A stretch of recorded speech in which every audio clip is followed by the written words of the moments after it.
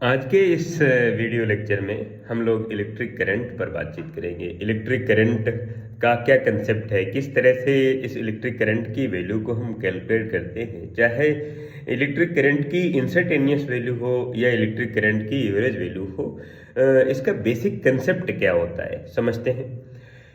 Current की value को calculate करने के लिए करंट के बारे में समझने से पहले हमें मटेरियल के अंदर जो फ्री इलेक्ट्रॉन होते हैं, मेटलिक वायर के अंदर, मेटलिक रॉड के अंदर, मटेरियल के अंदर, किसी कंडक्टर्स के अंदर जो फ्री इलेक्ट्रॉन होते हैं उनको और उनके मोशन को समझते हैं, समझने की कोशिश करते हैं। जो फ्री इलेक्ट्रॉन होते हैं जिनकी वजह से चार्ज फ्लो करता है और चार्ज के रेट ऑफ फ्लो को करंट कहते हैं। तो पहले हम उन इलेक्ट्रॉनों के बारे में बातचीत कर लेते हैं जो चार्ज को एक जगह से दूसरी जगह तक ले जाते हैं, जिनकी वजह से करंट सर्किट में या कंडक्टर में, मटेरियल में फ्लो होती है।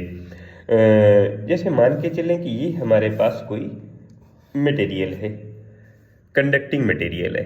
अब ये मटेरियल क्योंकि एटम से मिलकर बना होगा तो एटम्स में एक ये न्यूक्लियस है और न्यूक्लियस के अराउंड यहाँ पर ये इलेक्ट्रॉन्स अपनी ऑर्बिट में मूव कर रहे होंगे। इस तरह से दूसरा कोई एटम्स होगा, उसका न्यूक्लियस होगा और उस न्यूक्लियस के बाहर इलेक्ट्रॉन न्यूक्लियस के अराउंड मूव कर रहे होंगे अपनी अपनी ऑर्बिट में। इस तरह से एक और एग्जांपल ले लेते हैं। ये न्यूक्लियस हो गया और न्यूक्लियस के बाहर इलेक्ट्रॉन इस तरह से न्यूक्लियस के अराउंड सर्कुलर मोशन कर रहा होगा, अपनी ऑर्बिट में कर रहा होगा। और एक से ज़्यादा ही इलेक्ट्रॉन हो सकते हैं। मैं एक इलेक्ट्रॉन्स का यूज करके आपको समझाने की कोशिश कर रहा हूँ। अब ये जो इलेक्ट्रॉन्स है, ये इलेक्ट्रॉन्स जब अपने ऑर्बिट के अंदर है यानी अपने एटम्स के अंदर है तो ये इलेक्ट्रॉन बॉन्ड इलेक्ट्रॉन है। तो इस इलेक्ट्रॉन को आप कह सकते हैं बॉन्ड इलेक्ट्रॉन। अगर कोई इलेक्ट्रॉन अपने एटम्स के अंदर है और एटम्स के अंदर रहकर न्यूक्लियस के अराउंड सर्कुलर मोशन कर रहा है, यूनिफॉर्म सर्कुलर मोशन कर रहा है, तो इस टाइप के इलेक्ट्रॉन को आप बॉन्ड इलेक्ट्रॉन कहेंगे। ये इलेक्ट्रॉन बंधा हुआ है न्यूक्लियर फोर्स की वजह से, न्यूक्लियस की वजह से, न्यूक्लियस के अट्रैक्शन की वजह से ये बंधा हुआ है। लेकिन अगर ये इलेक्ट्रॉन एक्साइटेड होकर अपने एटम से बाहर आ जाए, अगर यही इलेक्ट्रॉन एक्साइटेड होकर अपने एटम से बाहर आ गए, अब ये ध्यान रखना है कि ये इलेक्ट्रॉन्स अपने एटम से बाहर आए लेकिन मटेरियल से बाहर नहीं निकला है। ये इलेक्ट्रॉन अपने एटम से बाहर आया है, ये इलेक्ट्रॉन अपने एटम से बाहर आया लेकिन मटेरियल से बाहर नहीं आया है। तो जो इलेक्ट्रॉन्स अपने एटम से बाहर निकलकर और मटेरियल दो एटम्स के बीच में जो जगह होती, जो स्पेस होता है, वहाँ पर अगर आ गया तो इस टाइप के इलेक्ट्रॉन्स को फ्री इलेक्ट्रॉन्स कहते हैं।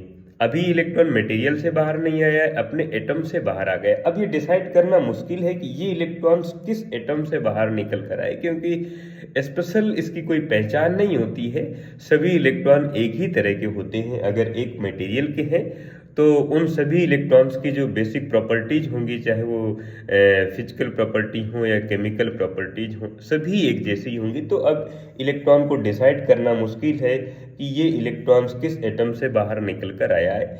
अब ये जो इलेक्ट्रॉन्स आ गए हैं, ये दो एटम्स के बीच में रहने वाले गैप पर ही जिग जैग टाइप का मोशन करने लगते हैं। और यहाँ पर ये इलेक्ट्रॉन्स अगर है तो ये इलेक्ट्रॉन इस टाइप का जिग जैग टाइप का मोशन करेगा।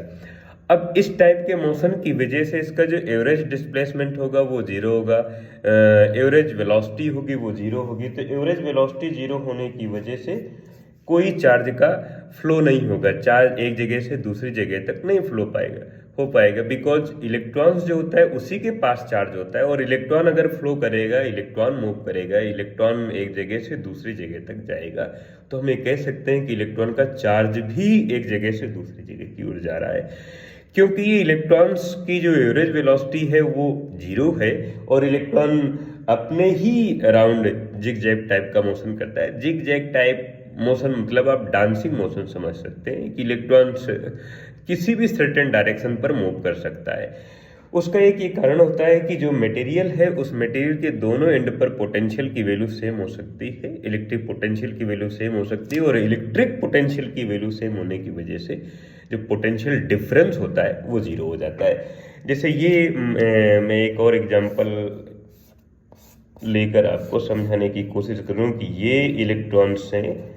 अब यहाँ का जो पोटेंशियल है वो VA है, इस जगह का पोटेंशियल है VB है। और अगर दोनों की वैल्यू इक्वल है VA इक्वल टू VB, तो पोटेंशियल डिफरेंस की जो वैल्यू होगी वो जीरो होगी। सपोज दैट इसकी वैल्यू 10 वोल्ट है, इसकी वैल्यू 10 वोल्ट है, तो पोटेंशियल डिफरेंस जीरो होगा। और पोटेंशियल डिफरेंस जीरो होने की वजह से सभी इलेक्ट्रॉन ये जिग जैग टाइप का मोशन करेंगे, मतलब इनके मोशन की कोई फिक्स डायरेक्शन नहीं होगी।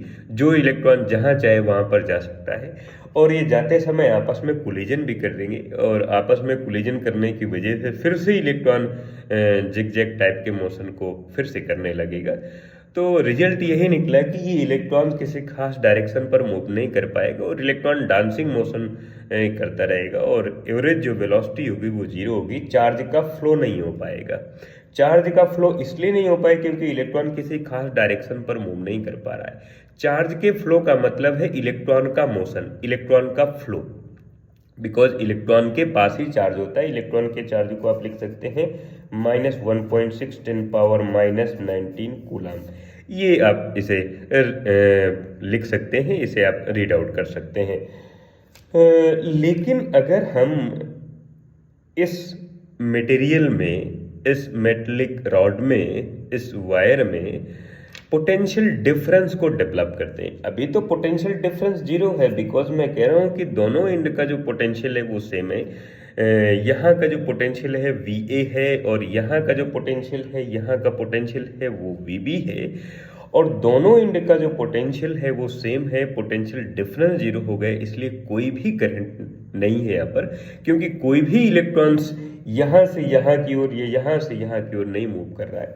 लेकिन अगर इसी वायर में, इसी रॉड में अगर मैं पोटेंशियल डिफरेंस को डेवलप कर देता हूँ, और पोटेंशियल डिफरेंस को डेवलप करने के लिए मुझे इस वायर में, इस मटेरियल में मैं बैटरी को कनेक्ट कराऊंगा, बैटरी या सेल को मुझे कनेक्ट कराना पड़ेगा। तो ये पॉइंट A है, इधर वाला पॉइंट B है, और इनको अगर मैं बैटरी से कनेक्ट करा देता हूँ तो ये हो गई बैटरी, और इधर ये हो गई स्विच, इस तरह से। तो प्लस माइनस V वोल्ट की बैटरी अगर है यहाँ पर, ये A पॉइंट और ये B पॉइंट, अब जो पोटेंशियल डिफरेंस हो गया VA माइनस VB आप कह सकते हैं, इसे आप V कहेंगे, तो ये पोटेंशियल डिफरेंस हो गया। अब इस पोटेंशियल डिफरेंस की वजह से अब ये जीरो नहीं है, अब इसकी वैल्यू जीरो नहीं है, क्योंकि बैटरी ने या सेल ने ऐसा कोई काम किया अपनी एनर्जी की वजह से कि मटेरियल के दोनों एंड पर जो पोटेंशियल है उसको अलग अलग कर दिया। पोटेंशियल की वैल्यू अलग अलग होने की वजह से जो पोटेंशियल डिफरेंस होगा, यानी VA माइनस VB या VB माइनस VA की वैल्यू जीरो अब नहीं हो पाएगी। अब यहाँ की जो इलेक्ट्रॉन्स है, अब वो जिगजैग टाइप का मोशन नहीं करेंगे, अब वो किसी खास डायरेक्शन पर मोशन करेंगे, और वो सभी इलेक्ट्रॉन लीनियर मोशन करेंगे। बिकॉज ये प्लेट नेगेटिव है तो इसके रेस्पेक्ट में ये वाला एंड नेगेटिव हो गया, और ये प्लेट पॉजिटिव है तो इसके रेस्पेक्ट में ये वाला एंड पॉजिटिव हो गया। अब सभी इलेक्ट्रॉन इस डायरेक्शन पर मूव करेंगे, ये इलेक्ट्रॉन्स, अब सभी इलेक्ट्रॉन लीनियर मोशन कर रहे हैं इस डायरेक्शन पर।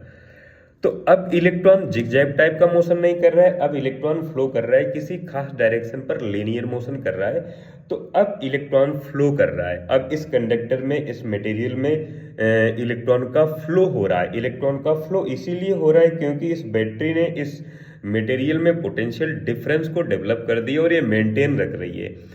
बैटरी पोटेंशियल डिफरेंस को मेंटेन रखने में अपनी एनर्जी को लॉस करती है, इसलिए बैटरी धीरे धीरे डिस्चार्ज होती रहती है, क्योंकि उसकी एनर्जी लॉस होती रहती है, एनर्जी कम होती रहती है। जैसे ही बैटरी की एनर्जी पूरी खत्म हो जाएगी, बैटरी की एनर्जी जीरो हो जाएगी, तो हम कहेंगे बैटरी डिस्चार्ज हो गई। जैसे ही बैटरी डिस्चार्ज हो जाएगी तो दोनों एंड का पोटेंशियल फिर से सेम हो जाएगा, पोटेंशियल डिफरेंस फिर से जीरो हो जाएगा, जैसे इस केस की मैंने बातचीत की, और फिर से इलेक्ट्रॉन अपने जिगजैग टाइप के मोशन को करने लगेगा, लीनियर मोशन को फिर से बंद कर देगा फिर से बंद कर देगा, और करंट की वैल्यू फिर से जीरो हो जाएगी। तो ये ध्यान रखना है कि जो करंट होती है उसका मतलब है rate of flow of charge with respect to time, time के रिस्पेक्ट में कितना चार्ज फ्लो कर गया। अगर मैं लिखूं तो लिखूंगा delta Q over delta T। ये इलेक्ट्रिक करंट की एवरेज वैल्यू है कि कितने टाइम में कितना चार्ज फ्लो कर गया।